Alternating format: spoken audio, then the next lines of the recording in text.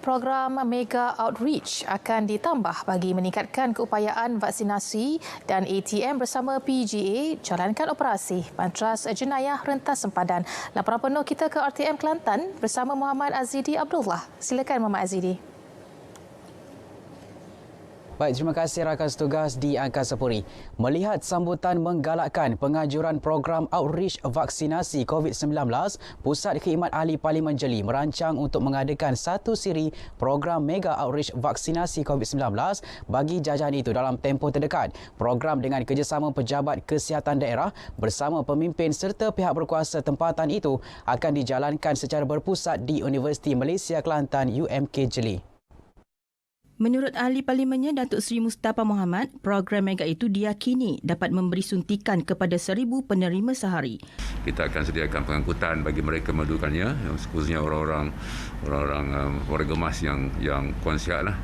Ini dalam perancangan dan kalau mega ini dapat diadakan sudah pasti dapat menyelesaikan banyak masalah.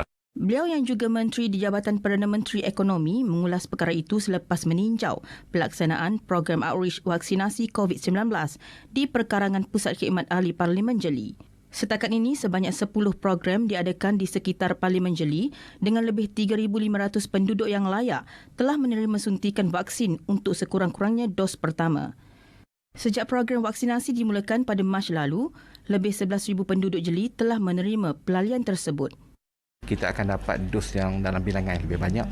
Cuma saya beranggapan kalau berdasarkan bilangan dos yang ada tu, mungkin kita memerlukan 2 hingga 3 bulan untuk melengkapkan suntikan di Jeli. Dianggarkan lebih 30,000 penduduk jajahan Jeli layak diberikan suntikan vaksin COVID-19, termasuk hampir 500 penduduk masyarakat orang asli. Satu operasi bersama antara Angkatan Tentera Malaysia ATM dengan pasukan gerakan ARM PGA telah dilancarkan pada 16 Jun lalu bagi meningkatkan keupayaan operasi menjaga keselamatan di sempadan negara. Menurut Panglima Medan Barat Tentera Darat, Lieutenant General Datuk Muhammad Hafizuddin Jantan, kerjasama erat melalui projek rintis itu akan berlangsung selama sebulan. Jelasnya, kerjasama itu mampu mengoptimumkan keupayaan anggota dalam mencegah jenayah rentas sepadan dan kemasukan pendatang asing yang menjadi salah satu punca penularan wabak COVID-19 di negara ini. Dalam konteks di Kelantan ni, hasil daripada taklimat yang saya perolehi daripada tentera dan juga PGA, terdapat peningkatan kes tahanan. Tapi walaupun saya berpendapat bahawa dengan kehadiran kita yang lebih intensif di sepadanan, ia menjadi faktor cegah rintang atau deterrence kepada mana-mana pihak yang cuba memasuki persempadanan negara secara haram. Beliau berkata demikian dalam sidang media selepas meninjau pelaksanaan Sekatan Jalan Raya Perintah Kawalan Pergerakan di Pos Pasir Pekan Tumpat pagi tadi.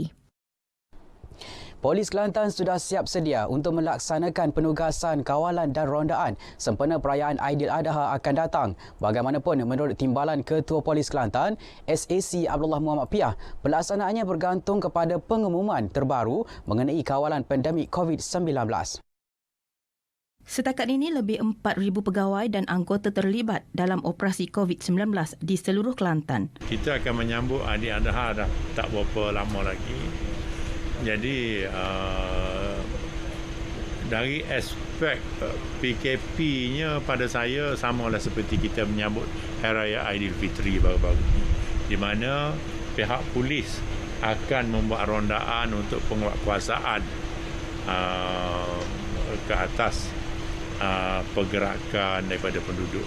Beliau menyatakan perkara itu kepada pemberita ketika membuat tinjauan PKPD di Kampung Taman Sri Purnama, Pasir Putih, Kelantan.